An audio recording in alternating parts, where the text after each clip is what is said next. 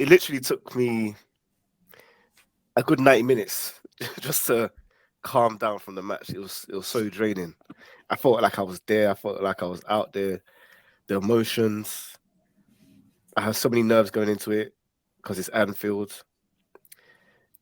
Almost because it's past trauma from losing there every single year, and not just losing, getting smashed every single year. And I know we're different. We're a better side than them, and they're what, eighth in the table, seventh in the table.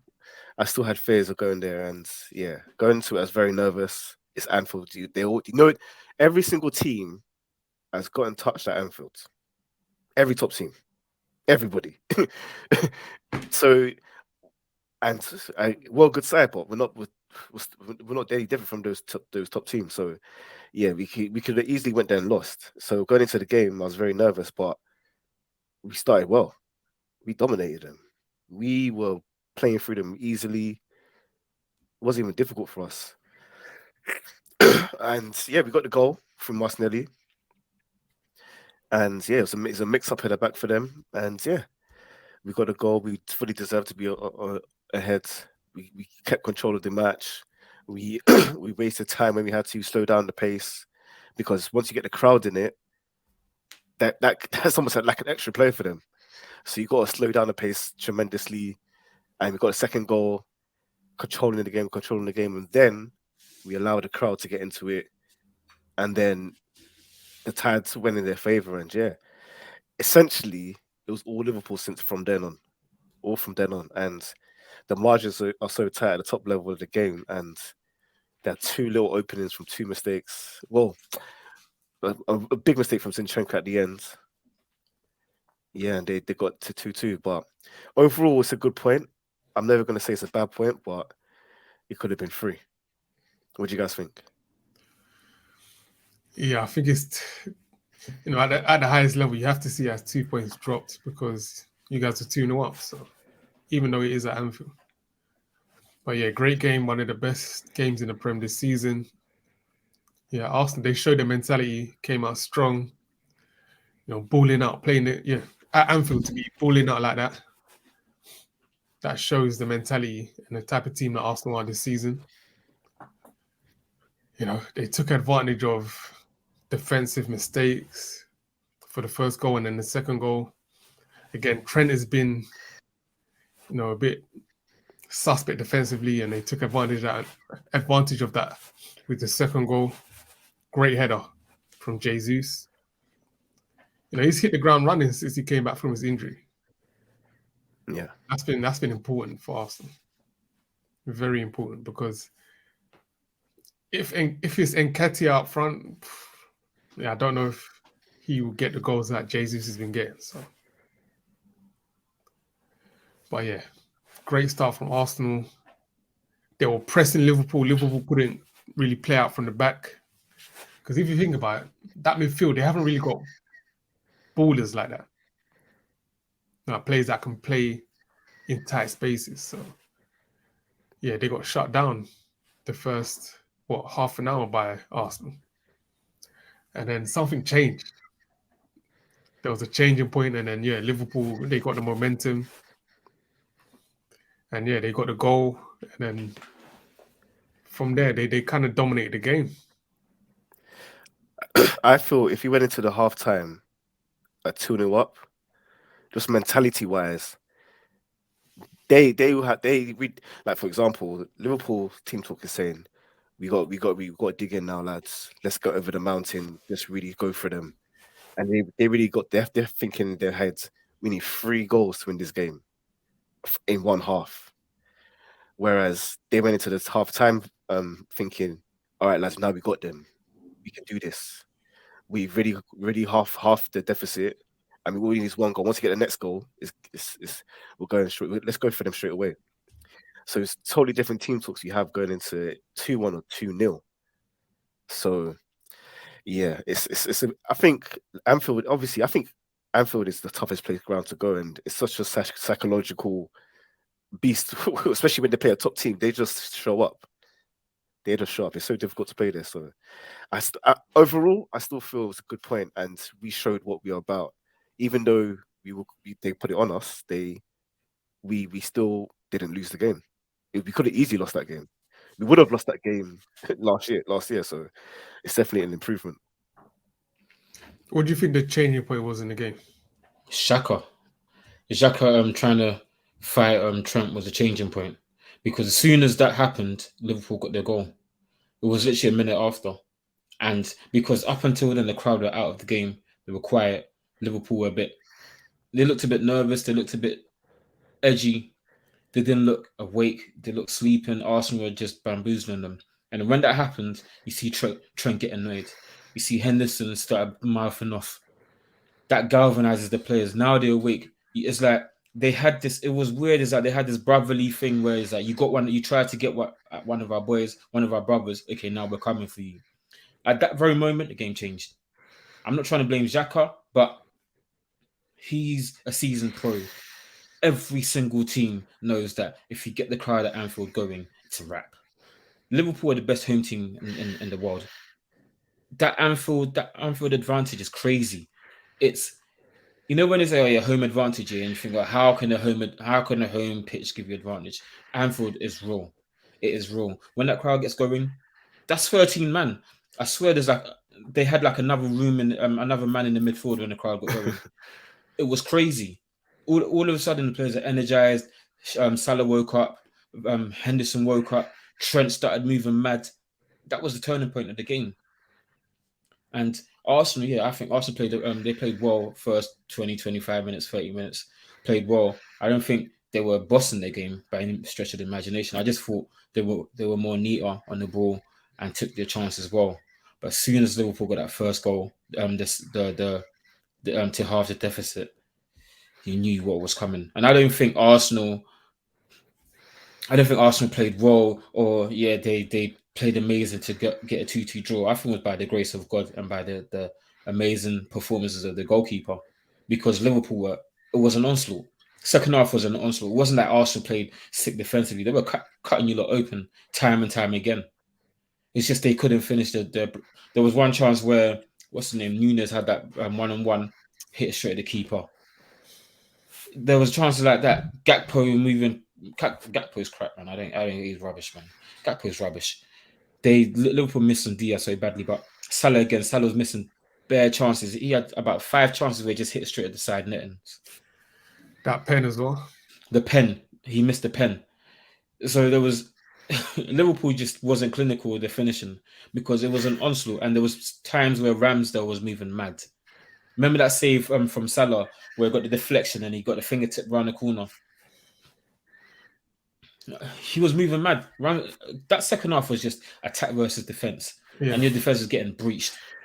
It was just the goalkeeper, by the grace of our Lord Jesus Christ, who had risen on Sunday, that helped that guy. Yeah, for real. What I've noticed, especially in the second half, Arsenal usually start strong at the beginning of second halves. But yeah, it was a reversal in that game because Liverpool started on the front foot, and they kind of set the tone for the whole of the second half. And I think Arsenal they look kind of happy to be on the defensive. Like, they had that kind of siege mentality. And I don't think that was the right thing to do because it's unlikely that you're not going to concede. When they conceded that first goal, they should have known that we're going to need at least one more. And yeah, that was the case. I think Arteta taking off Jesus wasn't the greatest thing, because remember where Martinelli had the ball and he had and then Saka got the ball and then he had a cut back into the box and no one was there. Potentially that's Jesus running onto it to make it 3-2 to win the game. Jesus was a problem all game for Liverpool. They couldn't deal with him. That guy, I hate Arsenal, man. Jesus at United. Oh, that's what dreams are made of, man. I would love that guy at United. He's fantastic. United don't deserve flary players. You never had flary players anyway. So what? You man are stiff central. That's one. Yeah, you man. You said we never had George Best, Cantona. 50 years ago. But we had flary players, bro. My point exactly. Cantona's flary. You can say Ryan Giggs was flary. Oh, come on. We said we never. Nani was flary. Come on, man. You've had a few in like 20 years, 40 years. You've had like 5 or 6. So you lot just be traditional and get your straight line merchants and shoot from 40-yard merchants. That's what you managed to stick with. You're saying Rooney wasn't flary? No, he wasn't. Rooney was cold. Yeah, you said he wasn't though. You said he wasn't. Nah, Rooney had flair by him, man. Flair. Then you remember FIFA Street? Rooney had flair on him, man. Wayne Rooney. Come on, man. But yeah, that's besides the point, man. Liverpool at Anfield are a different beast. They are a different beast. They can be 20th. Play them at Anfield. They're the best team in Europe. It's crazy, that advantage. There's defo Juju under that pitch. That's all because it was 2-0. They were dead and buried, and they still came back and they should have won that game. Even the last bit, Konate at the end. So many chances, but that was a great advert for the Premier League. It was a fantastic game of football. Both teams turned out, showed out. But Liverpool, Trent, newfound respect for that guy.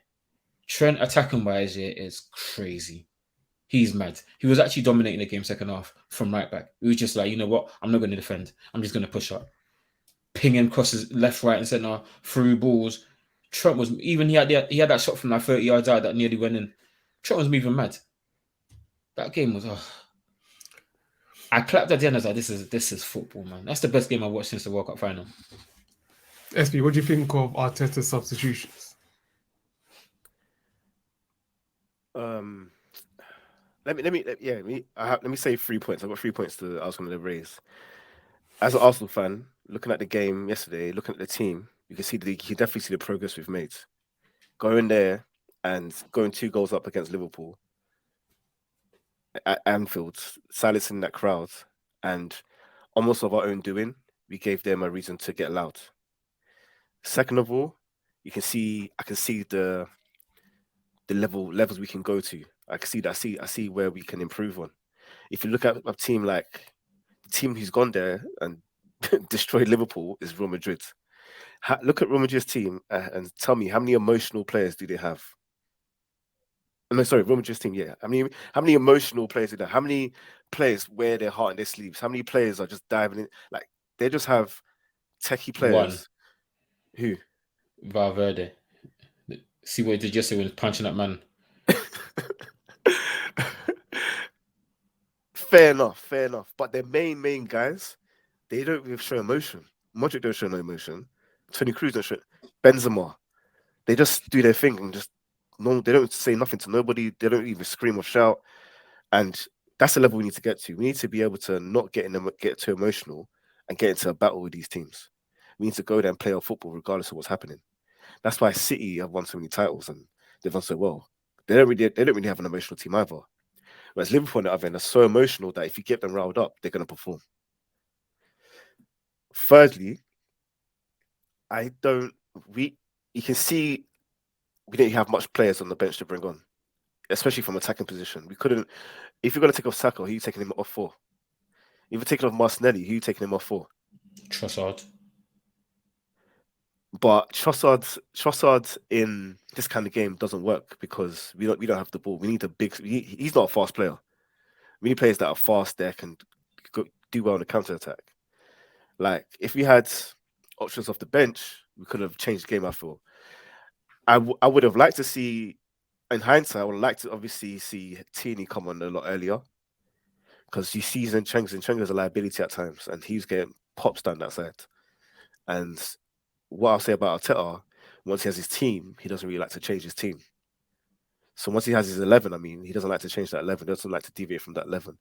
He likes to keep the same 11 on the pitches for as long as possible. And yeah, it works because we're first in the table, and Zinchenko's won us many games doing what he's doing. And he's so great on the ball, but he's got deficiencies in the back. So I would like to see Tierney come on. And we didn't even speak about this, but Xhaka and Odegaard did not turn up. They were missing the whole game, I felt. Especially in the second half. They couldn't get on the ball. They couldn't. Sometimes when you're under the cosh like that, you just need to get to 5 passes. We couldn't get to 5-6 passes in the second half. And again, we don't have another midfielder to bring on. Like you can say bring on Smith Rowe, Vieira, but this is the most pressurized game in the whole of your season. So I don't think they were ready for that kind of pressure. So ultimately, I don't think we had enough options off the bench to change the game, especially from an attacking perspective. But even if you just change Tierney for Zinchenko, would that stop Liverpool from scoring? Ultimately, with how many chances they had, I can't guarantee that they wouldn't have scored anyway. Yeah, great points. So yeah, now the title race, I guess it's in Arsenal's hands and it's in Man City's hands now. Yeah. Like, how you viewing the title race now? I think City are the favourites. We need City to slip up, and that's what I thought. That's what I think. I feel like it's on our hands, but I don't expect us to go to Etihad and win. Ultimately, yeah, I feel it's more in City's hands. I'm hoping the fixture congestion is going to get to them because they still have the FA Cup, Champions League, and they still haven't arranged that Brighton game. They have a game in hand, and I think that's arranged, but not the Brighton. Well, they still got Brighton game to arrange somewhere. They got to fit it in somewhere. It's Is it end of the away? season. It's the second to last game. They've arranged it, yeah. Yeah, second to last game they got. Is it Okay, at cool. Etihad or at Brighton? No, Brighton. at Brighton. Tough game. That means they've got 2 away games in a row Yeah, just to end the season. I think Brighton and Brentford or something. Yeah, Brighton and Brentford, yeah. But it might not matter by then. So The game against Man City is going to be the road title decider that game because, like I said last time, they've hit that automatic win mode. Nothing's going to stop that team. They're just going to. We talk about the FA Cup. They've got Sheffield United in the next round, semi-final. They can put out their second team and win that. So I don't think that's going to be a major congestion for them. The problem would be Champions League. They got what Bayern Munich coming up. yeah, That's a problem. But City've got such a big squad. The games that they got coming up, they can use the second team and win these kind of games. And then when they play Arsenal, beat Arsenal at Etihad, win their game in hand, and then they've got better goal difference. And Arsenal's run of games coming up is crazy. You've got City coming up, you got Chelsea, you got Newcastle. That Newcastle game, away at Newcastle, Yeah, that's the that's the real one. game that you lot. If you lot win that game, you can win the title. But that game, Newcastle playing for top 4, you're playing But for the title. because that game's after the City game, it's not as pivotal. I think it's more Game was pivotal. if that game was before the City game, and say they lost, yeah, it would be long. I think it's more pivotal because say City win the game in hand, that's 3 points behind Arsenal. City beat Arsenal, they're level on points, and then Arsenal then go to lose to Newcastle and City win their game. City 3 points clear now. So that game here, it's potentially the game that will separate City from Arsenal because Newcastle away is not. It's nearly like I'm going Anfield. Newcastle away is difficult. The crowd are going to get right behind you. The team defensively they can shut you out. Isak is back. Wilson's banging. They got Saint Maximan back. Willock will pop up somehow just to say F you to Arsenal. That's gonna be a tough game. And they I still got think Brighton away as well. no, you got Brighton at home. Brighton You got at still, home. you got Brighton's a good team as well. They're chasing Europe. yeah. Our running is It's crazy, and crazy. if you were to do it, nobody can say anything about If this league. you win the title from that N- running, Nobody can. you You have got to give it to them. one of the hardest run-ins. So, but I feel outside of the City game, I feel we can win every game because no one can tell me away to Newcastle is as hard as Liverpool. And if we're 2-0 up against Newcastle, I still back us to win that game. Yeah. So, but if you're 2-0 up at Anfield, boy, it's you can lose 4-2. You can lose 4-2 Liverpool easily. give you that So, taste.